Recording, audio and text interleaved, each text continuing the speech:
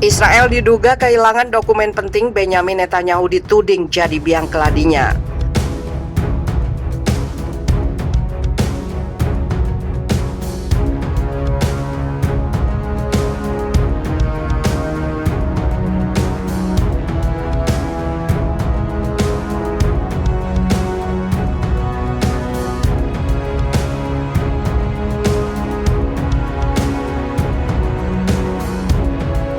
Usai posisinya sebagai Perdana Menteri digeser oleh Naftali Bennett, Benyamin Netanyahu dituding menghancurkan beberapa dokumen penting milik Israel. Informasi tersebut disampaikan oleh sebuah surat kabar, yaitu Israel Haaretz, yang menduga Benyamin Netanyahu telah menyuruh anak buahnya menyingkirkan sejumlah dokumen dan materi yang disimpan di berangkas kantornya.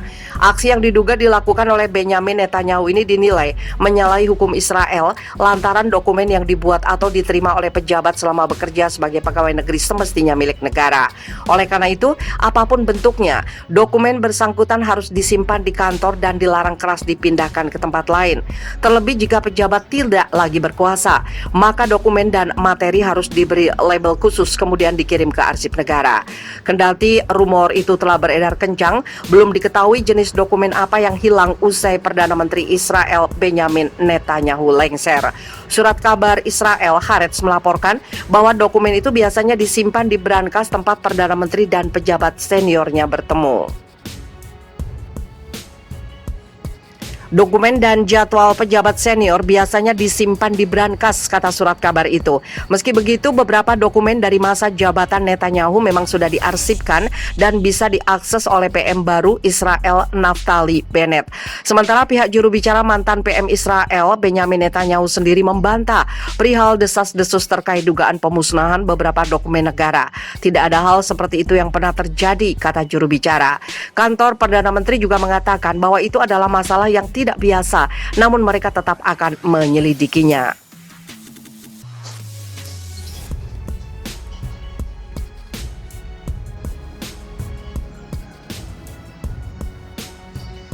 Pasukan elit Israel ketakutan melihat neraka jahanam di Gaza. Serdadu pasukan elit Israel dari Brigade Golani menceritakan pertempuran pertama mereka di Suzayyah Timur, sebelah timur kota Gaza. Kepada koresponden koran Marif dikutip dari laman Info Palestina, serdadu itu mulai menguraikan apa yang mereka alami selama di Suzayyah. Mereka melihat semua yang ada di Suzayyah seperti neraka jahanam. Para pejuang Gaza telah menunggu di Suzayyah. Mereka menembaki tentara Israel. Pertempuran saat itu terjadi dalam waktu cukup lama. Dalam pertempuran itu, serdadu Israel kehilangan 16 anggotanya termasuk seorang komandan tempurnya. Pada malam pertama operasi, mereka menyerbu sebelah timur Suzayyah, khususnya wilayah yang sudah ditentukan sebelumnya.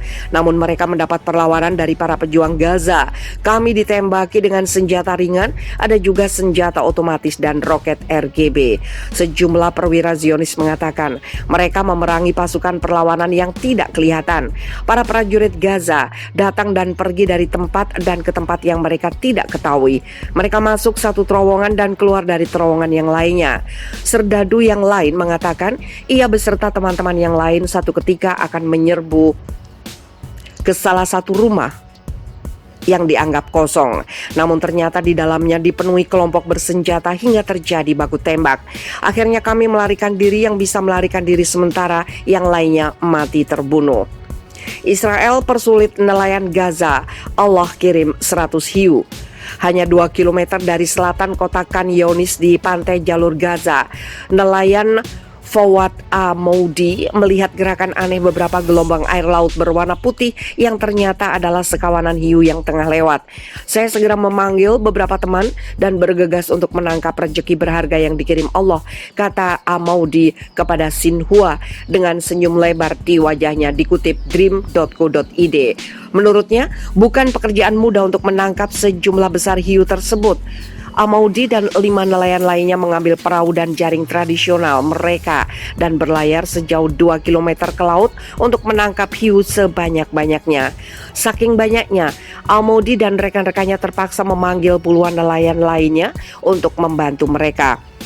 Beberapa lama kemudian, Al-Maudi dan rekan-rekannya berhasil menangkap sampai 100 ekor hiu yang masing-masing beratnya berkisar antara 50 sampai 100 kg. Meskipun kami tidak memiliki kapal ikan besar dan kekurangan alat, kami akhirnya berhasil menangkap sejumlah besar hiu, kata Al-Maudi. Israel telah menutup jalur laut, tapi Allah mengirimkan rezeki kepada kami untuk anak-anak kami. Israel memberlakukan blokade baik di udara dan darat di jalur Gaza setelah milisi Palestina menguasai jalur Gaza yang miskin sejak tahun 2007. Tentara Israel mengobarkan perang sebanyak 3 kali di wilayah tersebut pada tahun 2009, 2012, dan 2014. Sebelum Israel melancarkan operasi militer besar-besaran di daerah jalur Gaza, pada musim panas tahun lalu, warga diperbolehkan menangkap ikan di laut dengan luas 6 mil. Namun saat perang berlangsung, luas tangkapan semakin dikurangi menjadi hanya 3 mil. Setelah gencatan senjata yang ditengahi Mesir dicapai pada tahun 2014, Israel mengembalikan daerah penangkapan ikan menjadi 6 mil lagi. Meski sudah gencatan senjata dan membiarkan kami melaut seluas 6 mil seperti sebelumnya, Angkatan Laut Israel tidak pernah berhenti mengejar kapal kami.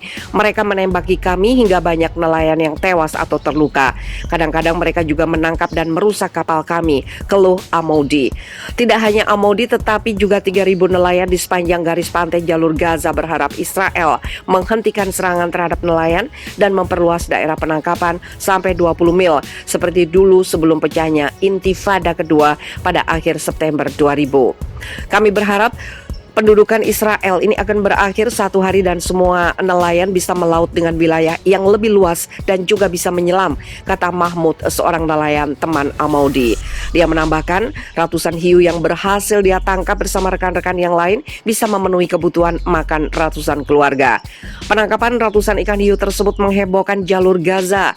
Nisar Ayas, Ketua Serikat Nelayan Jalur Gaza, mengatakan fenomena ratusan ikan hiu berada di perairan pantai jalur Gaza adalah peristiwa alami biasa. Ini adalah kondisi yang normal setiap tahun, mulai akhir Maret hingga awal April. Hiu dan banyak ikan lainnya datang untuk kawin dekat pantai. Kemudian saat musim berakhir, mereka akan menghilang dari pantai Gaza, kata Ayas.